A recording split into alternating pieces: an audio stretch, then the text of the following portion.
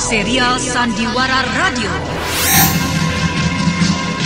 Babat Tanah Leluhur.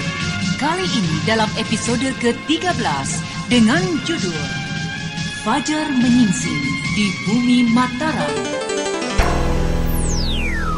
Pada seri yang pertama ini menampilkan Eli Ermawati sebagai Anting Wulan, Chris Urspon sebagai Raden Sakapalwaguna, Wenda Lubi sebagai Resi Amista, Dedi sebagai Barung Geni, Billy Burhan sebagai Raden Sanjaya, Sunaryo sebagai Langkan, Hari Laksono sebagai Resi Wanayasa, dan pembawa cerita Neni Sumardi. Selamat menikmati. Pada kisah yang lalu diceritakan, Raden Sanjaya bersama dengan Raden Sakapalwaguna di halaman Istana Galuh dihadapi oleh Ranghyang Prabu Sora, Resi Amista, dan para prajurit serta tokoh-tokoh utama Galuh. Suasana di halaman menjadi demikian tegangnya. Ranghyang Prabu Sora yang semula menjadi cemas, gelisah dan takut, kini justru menjadi berang, terlebih lagi bagi Resi Amista.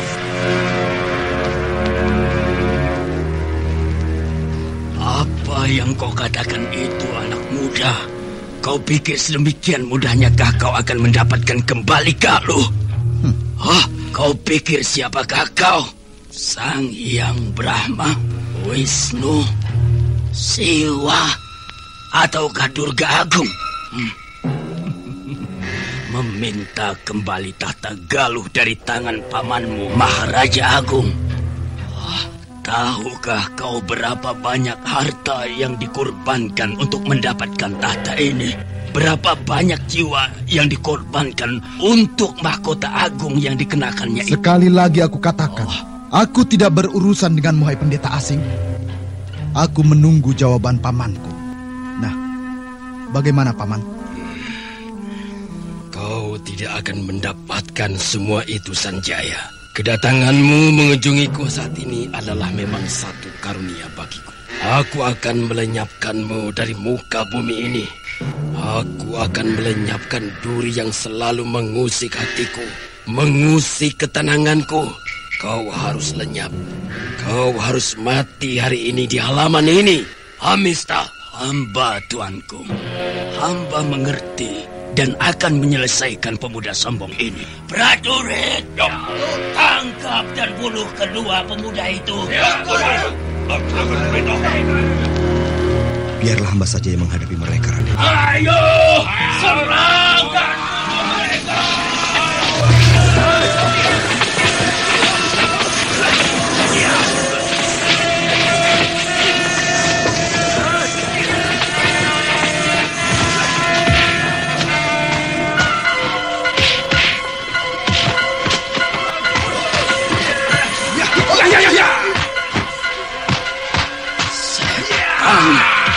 Rupanya gua larang kembali yang mendalangi kacauan ini.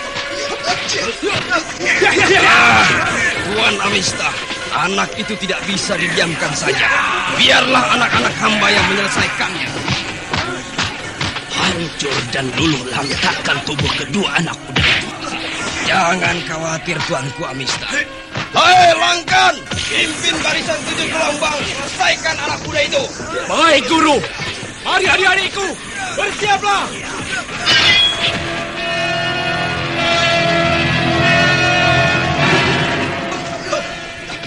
Awas, lindungi gelombang utama. Siap menyerang.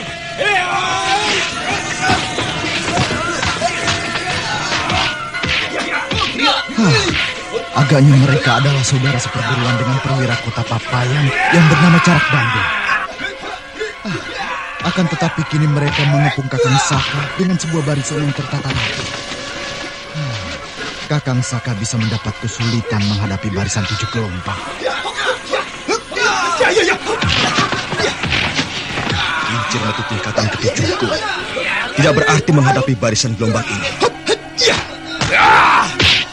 Serangan ke-7 bersaudara ini benar-benar tidak memberikan kesempatan bagiku untuk bernafas. Aku akan mencoba menghadapi barisan ini dengan Aji Jalasukma.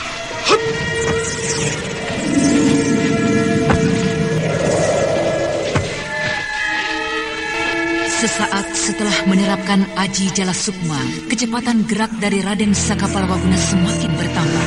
Dan setiap lawan yang mendapat putaran tubuh Raden Sakapalwaguna yang menebarkan Aji Jala Sukma mempunyai tingkat kekuatan gaib yang tinggi.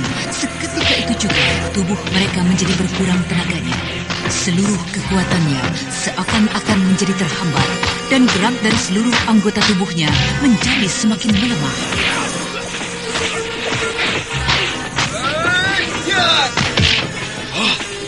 Apa yang telah terjadi?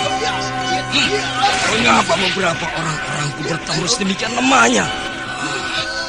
Mereka kelihatan kehilangan tenaga. Setan alas! Agaknya terjadi sesuatu yang tidak beres dengan murid-muridku itu. Ajar! Kau benar, Ki Barong. Ada sesuatu yang tidak beres dengan murid-muridmu itu. Ya, lihatlah sekarang. 4 orang murid hamba dalam barisan itu menjadi semakin lemah. Aku harus membantu mereka.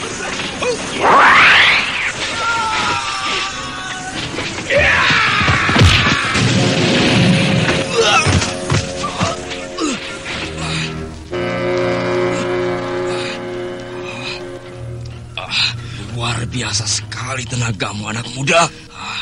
Apakah itu semua adalah ajaran dari Resi Wanayasa? Apakah itu adalah kincir metu, ilmu andalan dari perguruanmu? Kau tidak perlu tahu. Di sini, saat ini kita berhadapan untuk bertarung. Bukan untuk saling berbincang-bincang ataupun bertutur sapa. Bocah sombong. Kau belum mengenal siapa aku, siapa kami. Kelak kau akan menyesal jika mengetahui siapa diriku ini. Bukankah kau dan orang-orangmu itu adalah gelandangan-gelandangan miskin dari ujung timur Pulau Jawa yang mencari makan? Kau mengerti siapa kami? Bukankah aku saat ini tengah menghadapi gelandangan dari Segoro Ireng? Bagus jika kau sudah mengerti. Sekarang bersiaplah untuk mampus. Aku akan menghancurkan tubuhmu dengan aji gelombang hitam dari Segoro Ireng.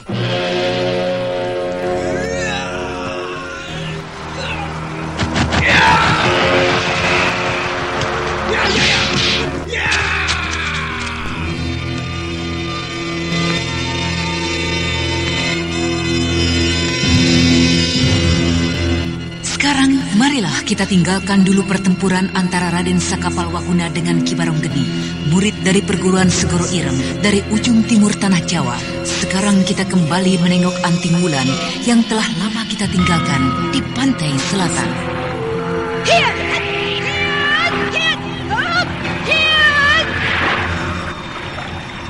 Menebar angin, menahan gelombang.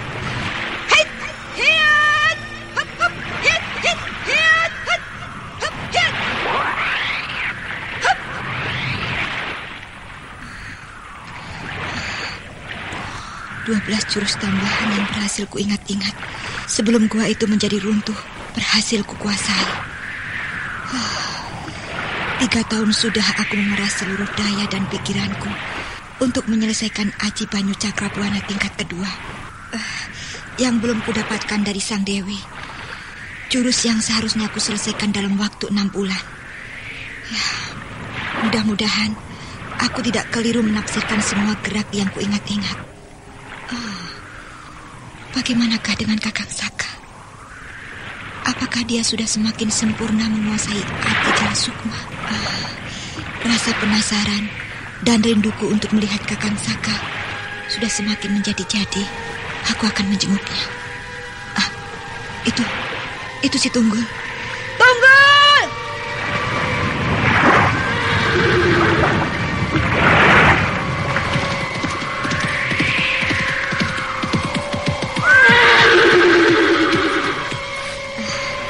Mungkin kau sudah menjadi bosan berada terus-menerus di tempat ini, Tunggul. Nah, ayolah. Sekarang kita tinggalkan tempat ini. Kita ke Gua Larang. Sebentar, Tunggul. Aku akan mengambil buntalan pakaianku.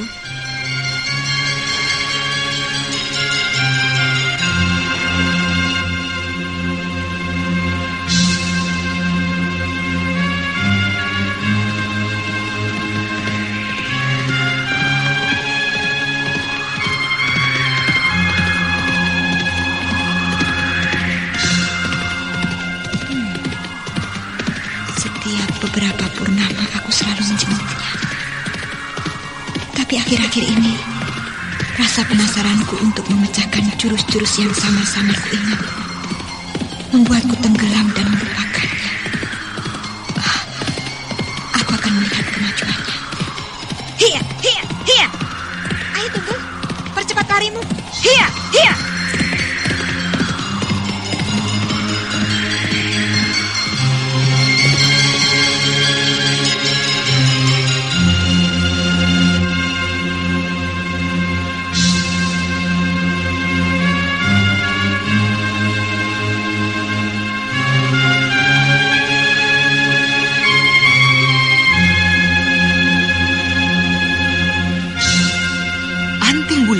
Memacu kudanya sepanjang hari.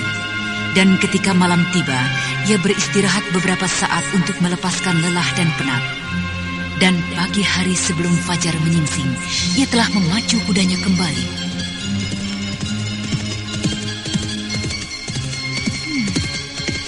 Mudah-mudahan sebelum tengah hari aku sudah tiba di Gua Larang. Hiya, hiya, hiya.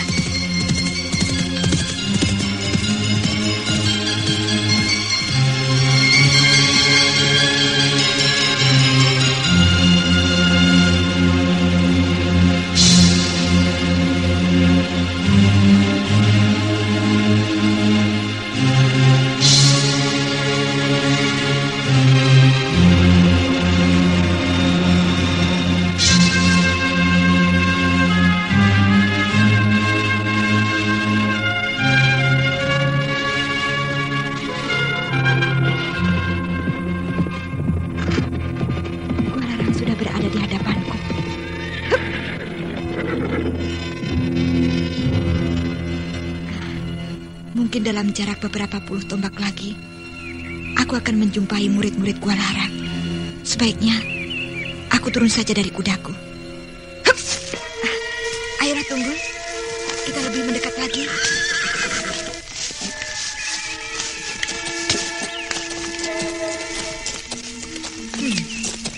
Aku akan mencoba menerapkan aji 4 arah pembeda gerak. Aku akan mencari tahu di mana Kakang Saka berada. Aku akan mencoba menerapkan aji di semak rimbun itu. Nah, mari Tunggul, kita ke sana.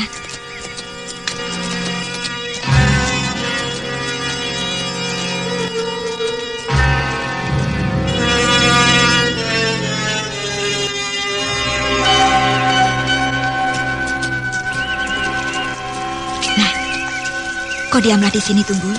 Jaga. Dan jangan sampai ada orang yang mendekat dan menggangguku.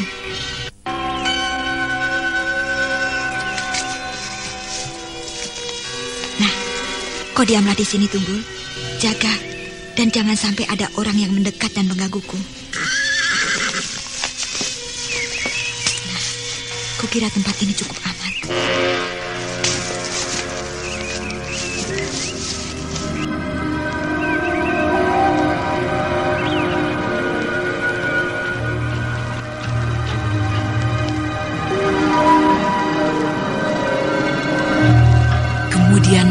Sakti dan cantik manis itu bersila dengan khusyuknya setelah menarik nafas dalam-dalam dan menempelkan 2 jari tangan kanannya di tengah-tengah kedua matanya serta telapak tangan kiri memegang siku kanan. Ia tenggelam dalam semedinya.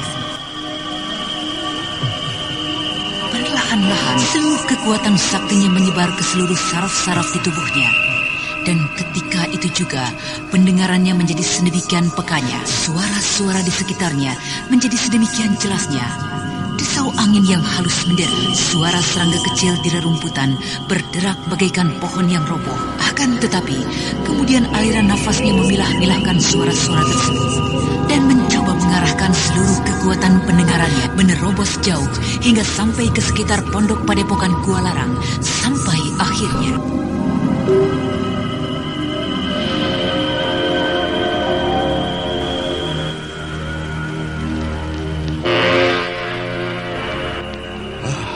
Kau benar, Seta. Dampu, aku juga tiba-tiba menjadi cemas dengan kepergian anak itu.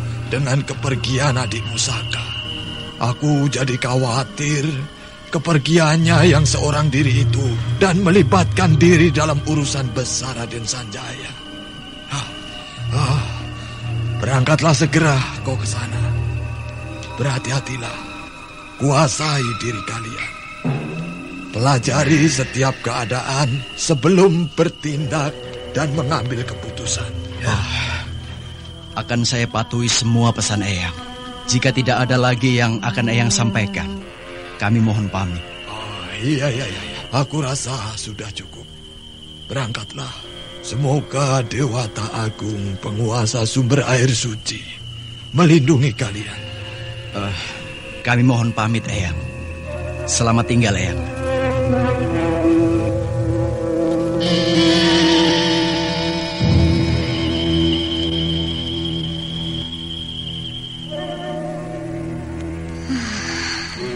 Untung saja aku masih sempat mendengar berita tentang Kakang Saka.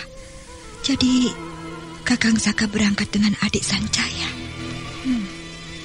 Berbahaya sekali Istana Galuh. Resi Amista dan Prabu Sora merupakan kekuatan yang teramat berbahaya untuk dibentur. Aku harus segera ke sana. Nah, marilah Tunggul. Kita harus dapat tiba dengan segera di Istana Galuh. Hiya!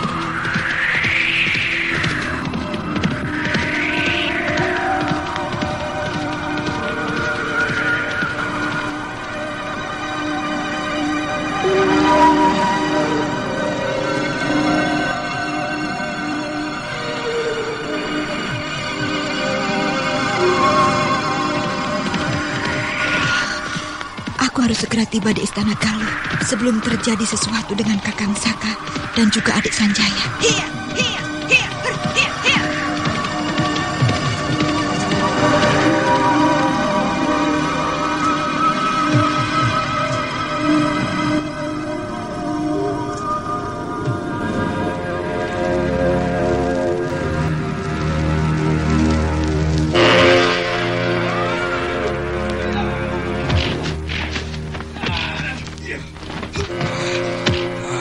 Pandaianmu benar-benar hebat, anak muda. Aku benar-benar kagum kepadamu. Tapi untuk dapat mengalahkan aku, Baronggeni dari Segoro Irang hanyalah sebuah mimpi. Sekarang kau hadapilah jurus pamungkas dari Aji Gelombang Hitam.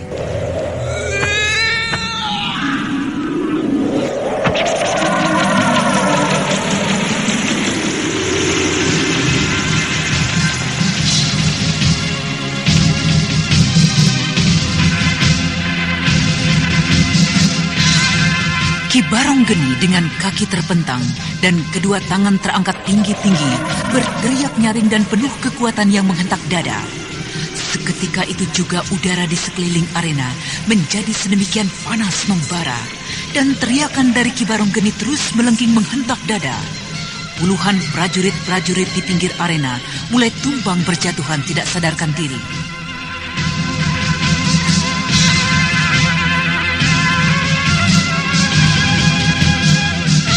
Nah, para pendengar sekalian, bagaimanakah kelanjutannya? Untuk mengetahui jawabannya, ikutilah kisah Babat Tanah Leluhur ini dalam episode ke-13, Fajar Menyingsing di Bumi Mataram, di radio kesayangan Anda. Sampai jumpa.